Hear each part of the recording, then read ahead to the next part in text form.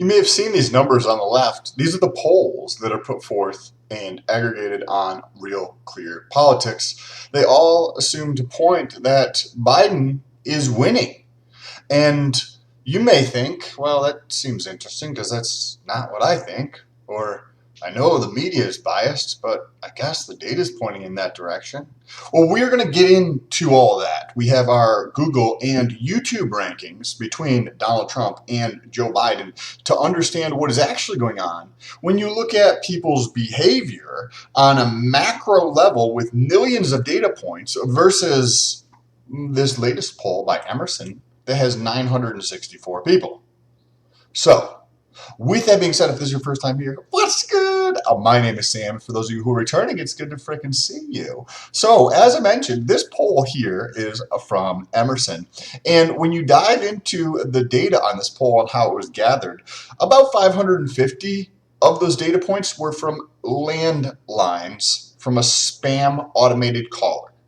First, who's going to pick up a spam call from an automated machine that has a landline? Use your fucking head. You're leaving out a giant portion of the population. Gen Z, millennials. Who the fuck has a landline? And then secondly, the remainder of that 964 come from a site called Turk. It's an Amazon company where you can go in and create polls. You know those survey posts where it's like you can get paid so much to take a survey?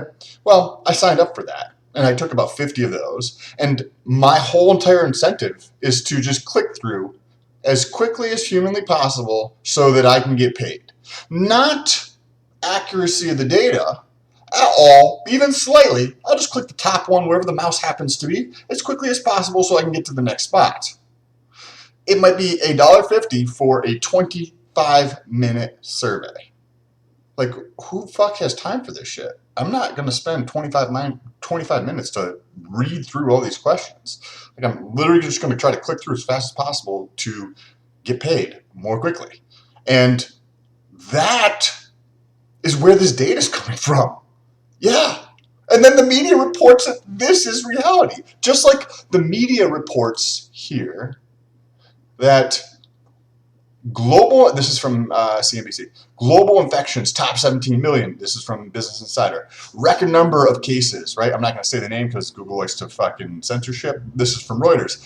A record number of cases in every region, right? This is what's happening. But let's actually take a look at the data, right? Because this is not what the media wants to report on. As you can see here, this the blue is the daily number of cases, and the orange here is the running 7-day average. But they're not going to report on this, that it's been declining for almost 2 weeks now. No. Because that doesn't fit their narrative. That's not what they're trying to push. That's not the agenda, right? Just like this data over here. This only points in one direction. You're an intelligent human being. We need to start standing up. This is the first time in history where you and I have a voice. And the media is getting so bent out of shape that they're becoming less and less relevant. Because people want the truth. People want some type of objectivity in what they're consuming. People don't want to be misled.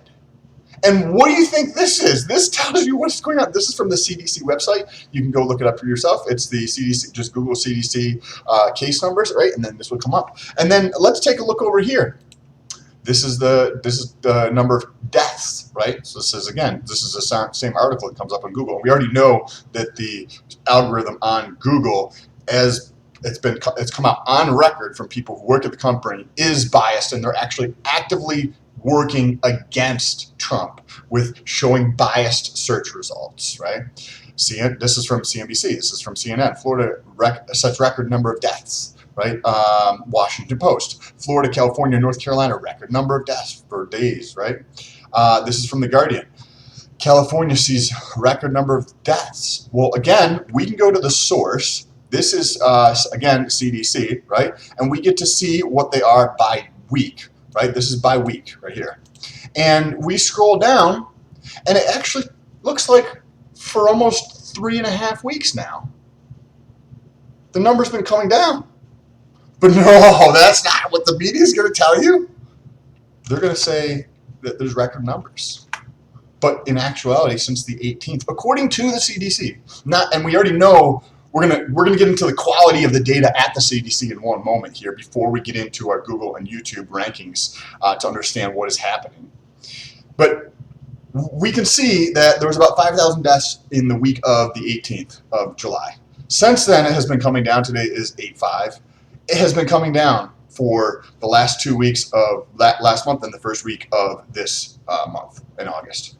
But that's not what's reported at all. There's a substantial decrease from 3,000 to 500, but why isn't that reported?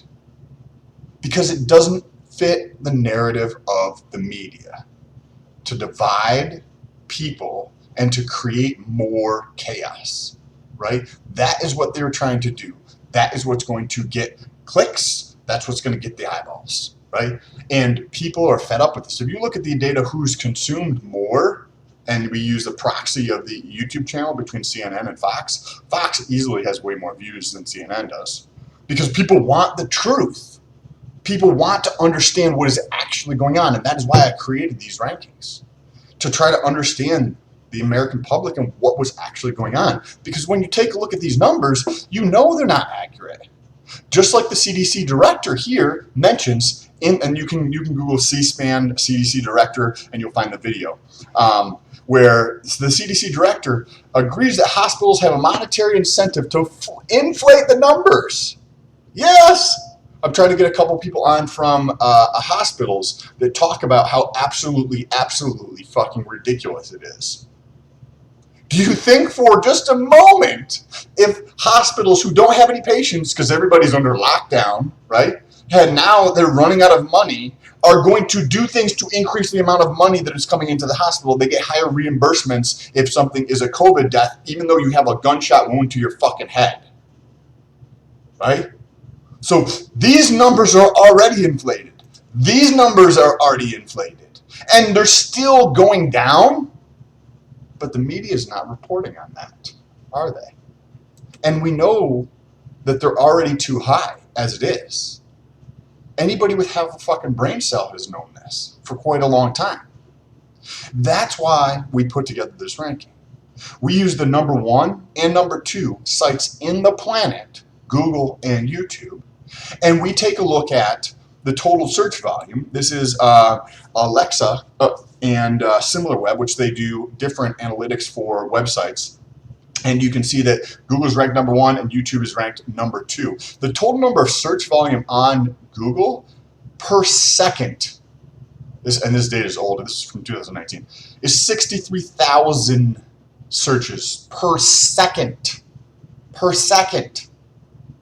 So do you think that the volume of data is maybe higher than 964 data points that were gathered in a way that is completely biased? You can find all this information. That's why I'm showing you the sources. You just click on the Emerson survey, scroll to the bottom, and it will tell you that it is a spam caller, except for they have a different name for it. Take that. You can Google that. MTurk. You can look up that yourself. That's an Amazon company. I created an account there.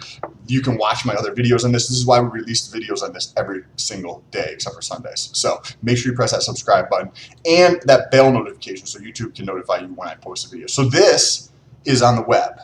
This is the search volume for Donald Trump versus Joe Biden. We used 2 different search terms. We used Donald Trump versus Joe Biden, and we used Trump 2020 versus Biden 2020 to see who is actually winning. But let's take a look first at Donald Trump versus Joe Biden over 3 separate time periods on Google and on YouTube. Remember, the 2 largest sites in the planet. So we're going to actually see what people's behavior is, right? Because these are human beings in the United States who are searching for these terms. Millions of data points versus 964. You could see, by the way, if the same method was used in 2016, I back tested it and it would have accurately predicted who would have won in 2016. So we can see here, right, that Donald Trump is easily winning. We come into the 90-day period. Again, Donald Trump easily wins. And if you look at the search volume for both of these candidates as a total, right, we can see that over the 12-month period, Trump had 72% of all the search volume versus 27%, 68% at the 3-month mark versus 31%. 65% at the 1-month mark versus 35%. So it looks like Biden has been gaining ground. It looks like in the more recent time period. So he's got the media behind him and in his pocket. So that's probably the only reason, because he's sitting in a basement somewhere. But I would love to watch a debate with these two. This would be very comical. I don't think it would be very good for Biden, but I think it would be very comical for people to actually see what is going on here. And in every single one of these, you can see that it is more than 2 to 1. So out of all the searches in America on Google, people are searching more than twice as much for Donald Trump than they are for Biden. And you might be thinking, well, I fucking can't stand Trump. I hate him. I search for him. A better question for you might be, what are you doing with your life? You spend time consuming people that you hate. You can't think of one possible thing in your fucking life that you can improve. It's a serious question. Like, what are you doing with your life? If you think that is an intelligent use of the one and only precious resource we have on this planet, our time, to consume somebody you don't hate. No wonder there's so many fucking people with mental problems.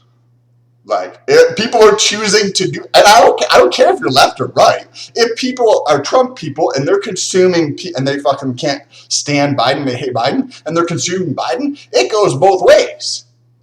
There's a lot of people who have been taught to hate and judge others. Like, what the fuck are you doing with your life? Like, spend that time doing something intelligent, like making your life better. Maybe make more money, make your relationships better, whether it's intimate relationships or friends and family, right? Or do whatever the fuck you want to do, like achieve something amazing in life. That's what we're here for. Think big, dream big.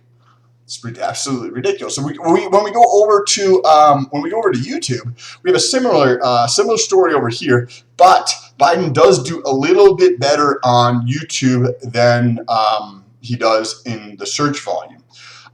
So when we take a look at this over the 3 different time periods, 12-month, 3-month, and 1-month, we have, again, 2 to 1 across the board, except for the last 2, over the last 90 days and over the last 30 days. It does appear that Biden is not 2 to 1. It's very, very close to 2 to 1, but he is doing better on YouTube than he is on the web, which is kind of interesting. YouTube is the 2nd largest search engine in the world, but still, it's very close to 2 to 1, meaning people are actually searching out information for Trump versus Biden. And wait a second, but that's not what the media reports. Yeah, but we already went through. The media doesn't report things to try to show you what is an accurate representation of reality. They don't try to show you the truth of a situation, right? And we know the hospitals have an incentive to get more money. They don't have any fucking patients because everybody's told to stay home, right? So what do you think they're going to do? I've seen plenty of reports of this over and over and over and over again, and the CDC director finally admits to it.